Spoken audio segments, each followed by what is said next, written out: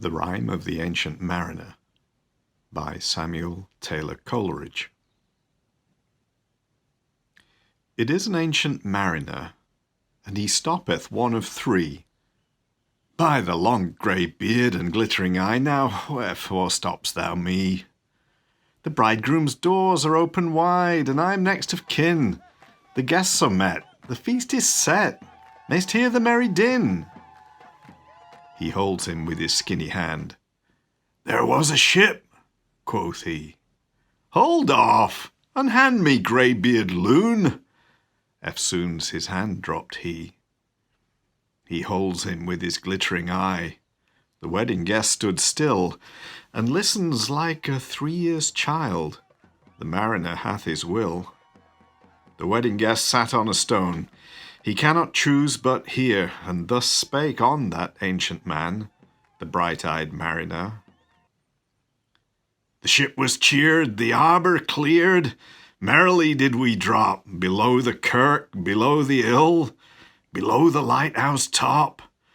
The sun came up upon the left, out of the sea came he, and he shone bright, and on the right went down into the sea. Higher and higher every day, till over the mast at noon. The wedding guest here beat his breast, for he had heard the loud bassoon. The bride hath paced into the hall, red as a rose is she. Nodding their heads before her goes the merry minstrelsy. The wedding guest he beat his breast, yet he cannot choose but hear. And thus spake on that ancient man, the bright-eyed mariner. And now the storm blast came, and he was tyrannous and strong. He struck with his o'ertaking wings, and chased us south along. With sloping masts and dipping prow, as who pursued with yell and blow, still treads the shadow of his foe, and forward bends his head. The ship drove fast, loud roared the blast, and southward, aye, we fled. And now there came both mist and snow, and it grew wondrous cold, and ice, mast high, came floating by, as green as emerald. And through the drifts the snowy cliffs did send a dismal sheen, nor shapes of men nor beasts we ken, the ice was all between.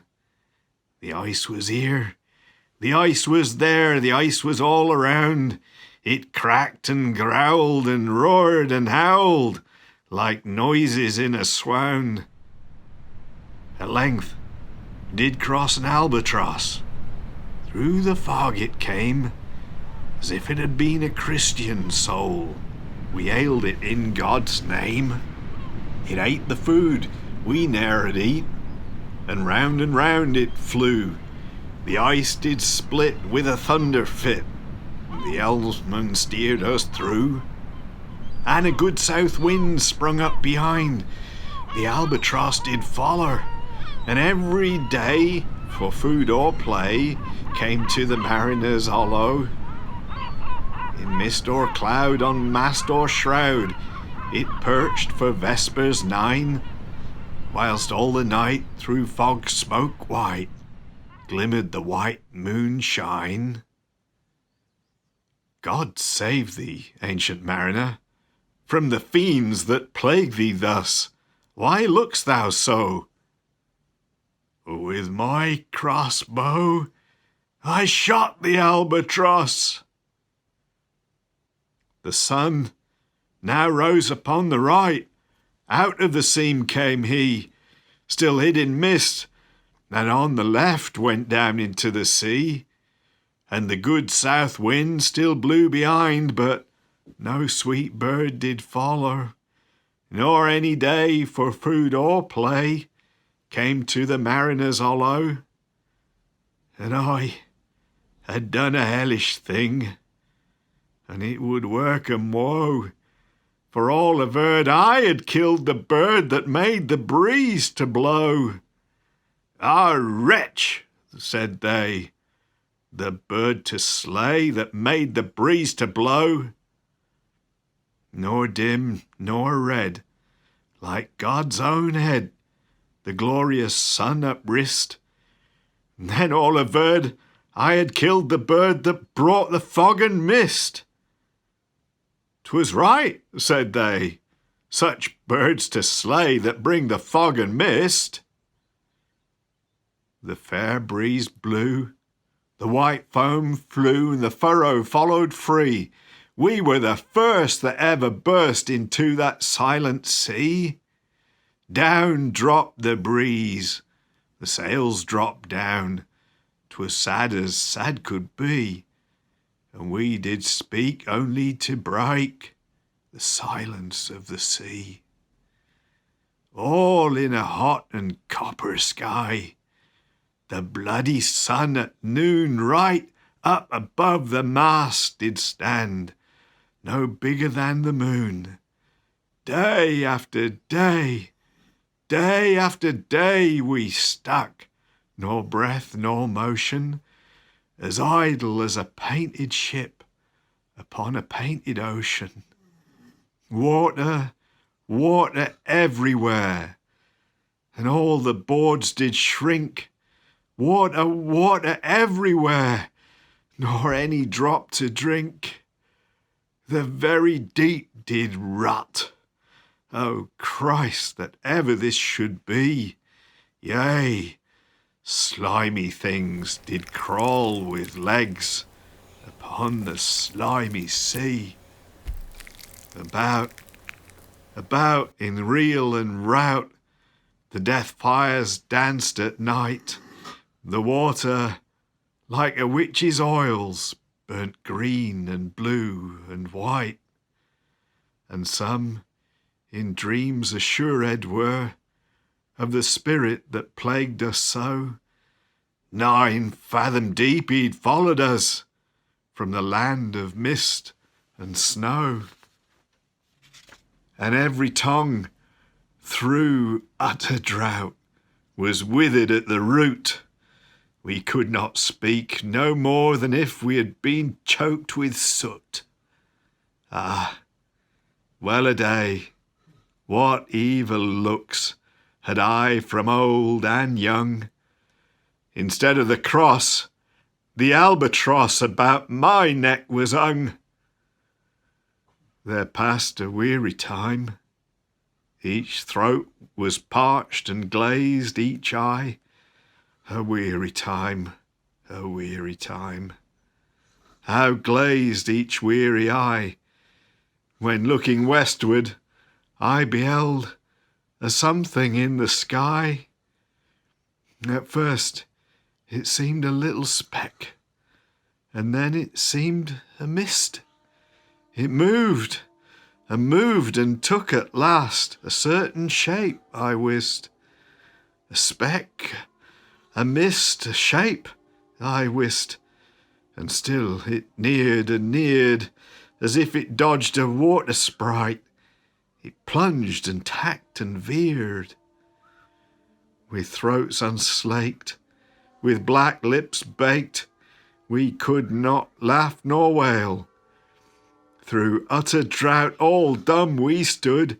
When I bit my arm, I sucked the blood and cried, "A sail! A sail!" With throats unslaked, with black lips baked, agape they heard me call, "Gramercy!" They for joy did grin, and all at once their breath drew in as they were drinking all. "See! See!" I cried, "she tracks no more. Hither to work as wheel, without a breeze, without a tide, she steadies with upright keel."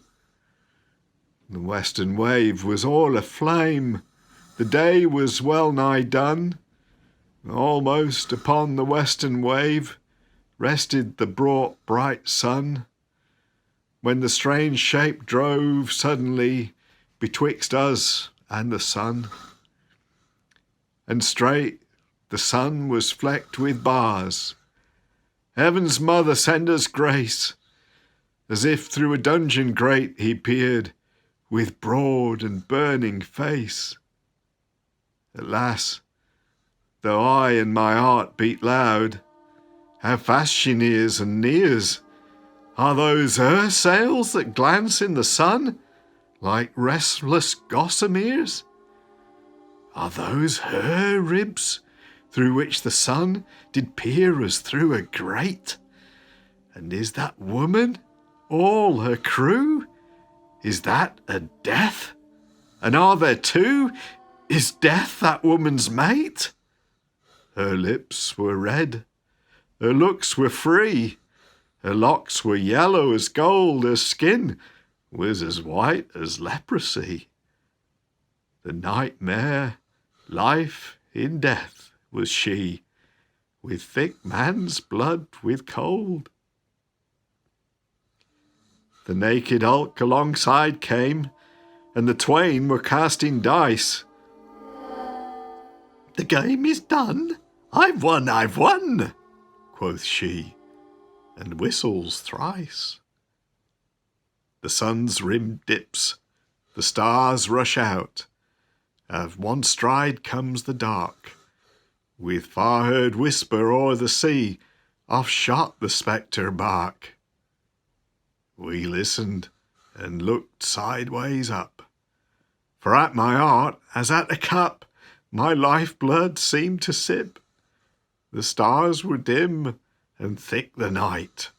The steersman's face by his lamp gleamed white.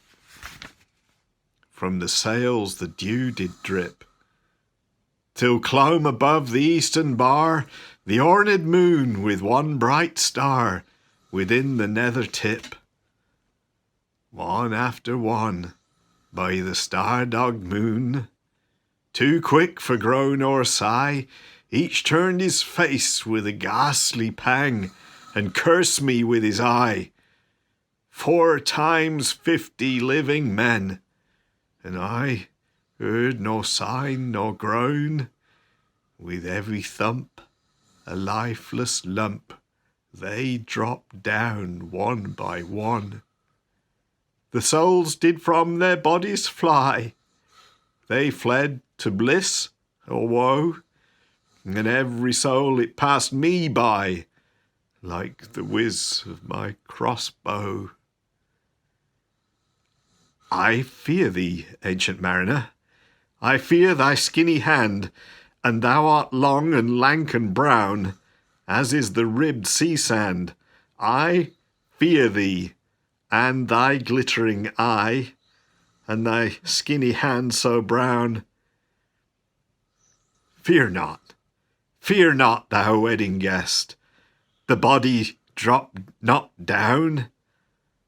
Alone, all alone, alone on a wide, wide sea, and never a saint took pity on my soul in agony. The many men, so beautiful, and they all dead did lie, and 1,000 slimy things lived on, and so did I. I looked upon the rotting sea, and drew my eyes away. I looked upon the rotting deck, and there the dead men lay. I looked to heaven, and tried to pray, but or ever a prayer had gushed, a wicked whisper came and made my heart as dry as dust.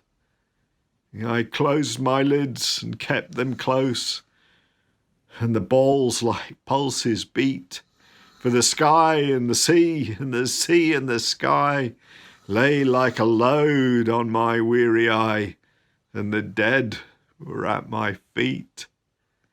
The cold sweat melted from their limbs, nor neck did they.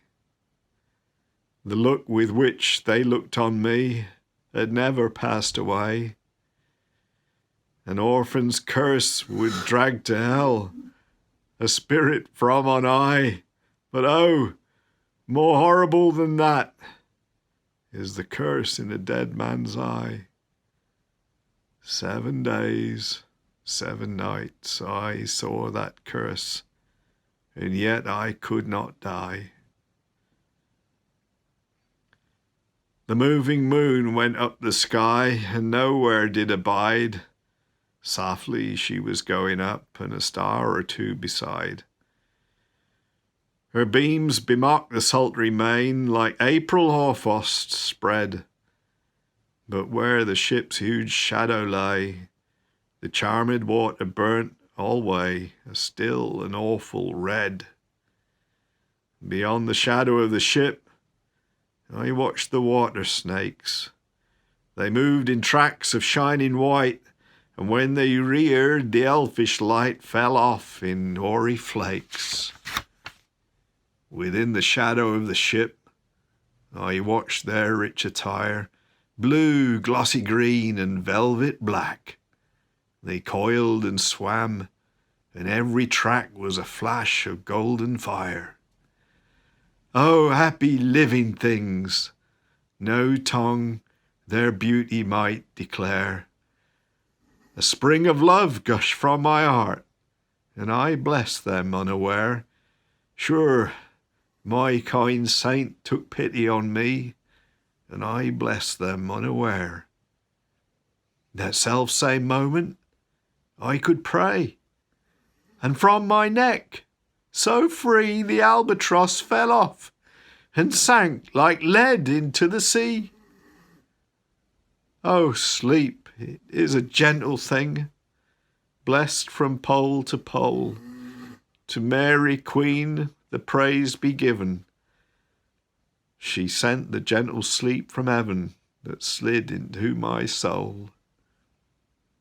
The silly buckets on the deck that had long so remained, I dreamt that they were filled with dew, and when I awoke it rained. My lips were wet, my throat was cold, my garments all were dank. Sure, I had drunken in my dreams, and still my body drank. I moved, and could not feel my limbs. I was so light almost, I thought that I had died in sleep and was a blessed ghost. And soon I heard a roaring wind. It did not come anear, but with its sound it shook the sails that were so thin and sere. The upper air burst into life, and 100 fire flags sheen. To and fro they were hurried about, and to and fro and in and out. The wan stars danced between, and the coming wind did roar more loud, and the sails did sigh like sedge, and the rain poured down from one black cloud, and the moon was at its edge. And the thick black cloud was cleft, and still the moon was at its side, like waters shot from some high crag. The lightning fell with never a jag, a river steep and wide. The loud wind never reached the ship, yet now the ship moved on. Beneath the lightning and the moon, the dead men gave a groan. They groaned, they stirred, they all uprose, nor spake nor moved their eyes. It had been strange, even in a dream, to have seen those dead men rise. The helmsman steered, the ship moved on, yet never a breeze up blew. The mariners all 'gan work the ropes, where they were wont to do. They raised their limbs like lifeless tools. We were a ghastly crew. And the body of my brother's son stood by me, knee to knee. And the body and I pulled at one rope, but he said naught to me. I fear thee, ancient mariner. Be calm, thou wedding guest. 'Twas not those souls that fled in pain, which to their courses come again, but a troop of spirits blessed. For when it dawned, they dropped their arms and clustered round the mast, Sweet sounds rose slowly through their mouths and from their bodies passed. Around and around flew each sweet sound, then darted to the sun, and slowly the sounds came back again, now mixed, now one by one. Sometimes, a-dropping from the sky, I heard the skylarks sing. Sometimes all little birds that are, how they seem to fill the sea and air with their sweet jargoning. And now 'twas like all instruments, now like a lonely flute, and now it is an angel's song that makes the heavens be mute. It ceased, yet still the sails made on a pleasant noise till noon, a noise like of a hidden brook in the leafy month of June, that to soothe the sleeping woods all night singeth a quiet tune. Till noon we quietly sailed on, yet never a breeze did breathe. Slowly and smoothly went the ship, moved onward from beneath. Under the keel, 9 fathom deep, from the land of mist and snow the Spirit slid, and it was he that made the ship to go. The sails at noon left off their tune, and the ship stood still also, and the sun right up above the mast had fixed her to the ocean, but in a minute she 'gan stir, with a short uneasy motion, backwards and forwards half her length, with a short uneasy motion. And then, like a pawing horse let go, she made a sudden bound. It flung the blood into my head, and I fell down in a swound. How long in that same fit I lay, I have not to declare, but ere my living life returned, I heard, and in my soul discerned 2 voices in the air. "Is it he?" quoth one. "Is this the man by whom died on cross? With his cruel bow he laid full low the harmless albatross. The spirit who bideth by himself in the land of mist and snow, he loved the bird that loved the man who shot him with his bow." The other was a softer voice, as soft as honeydew. Quoth he, "The man hath penance done, and penance more will do." "But tell me,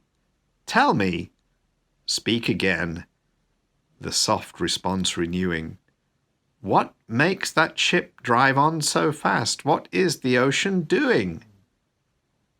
Still as a slave before his lord, the ocean hath no blast.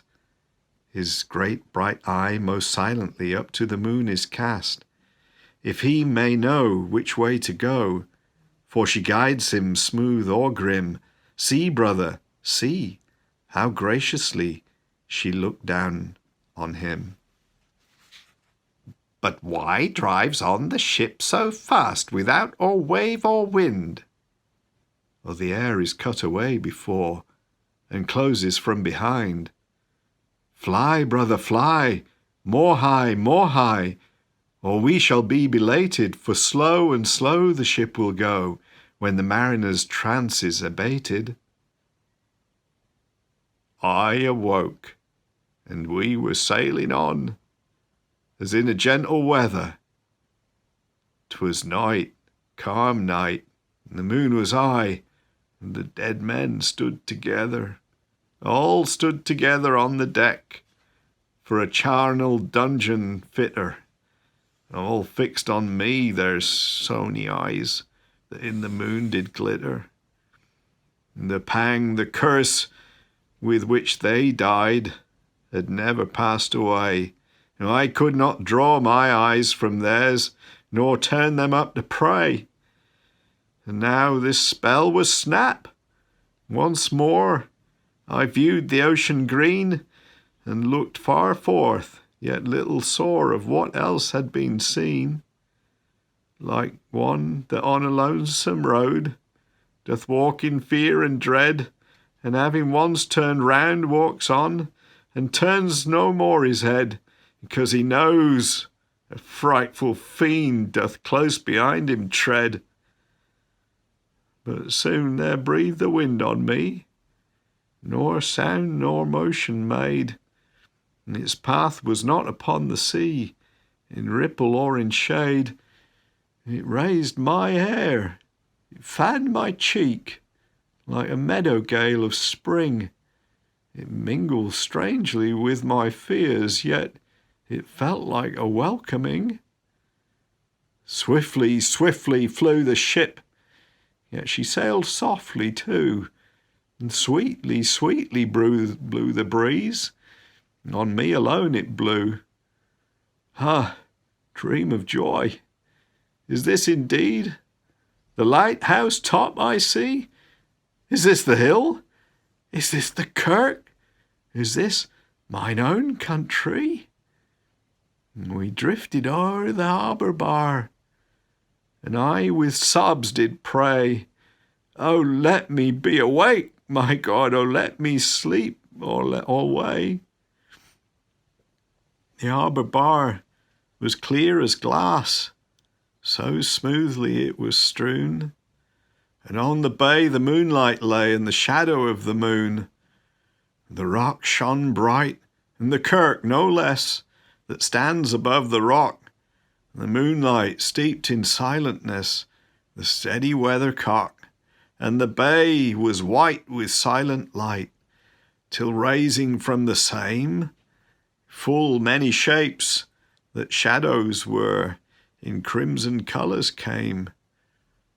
A little distance from the prow, those crimson shadows were, and I turned my eye upon the deck. Oh Christ, what saw I there? Each corpse lay flat, lifeless and flat, and, by the Holy Rood, a man, all light, a seraph man, on every corpse there stood. And that seraph band, each waved his hand, it was a heavenly sight. They stood as signals to the land, each one a lovely light. And this seraph band each waved his hand, nor voice did they impart, no voice, but oh, the silence sank like music on my heart. But soon I heard the dash of oars, I heard the pilot's cheer.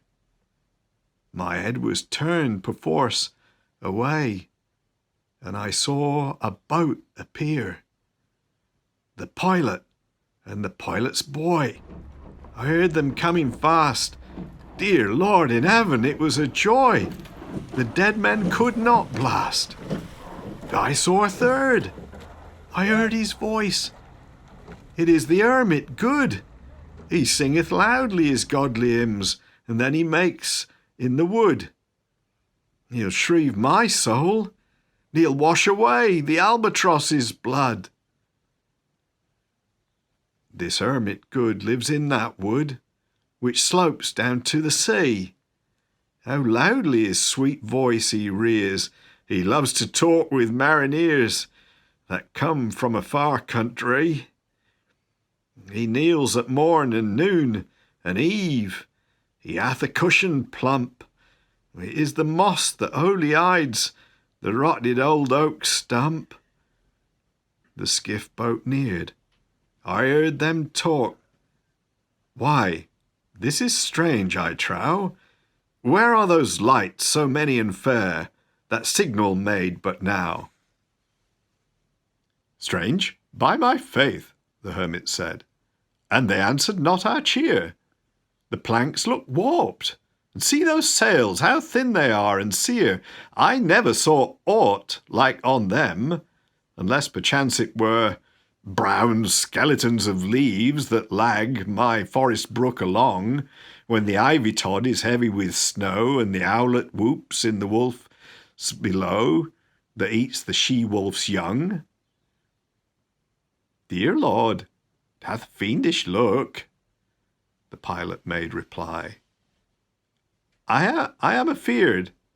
Push on, said the hermit cheerily.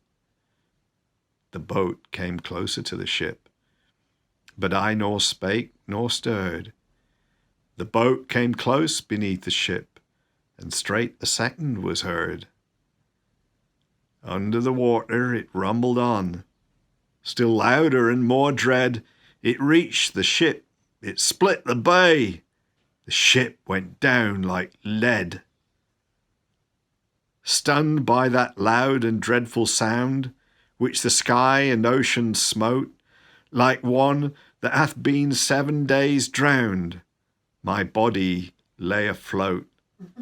But swift as dreams, myself I found within the pilot's boat.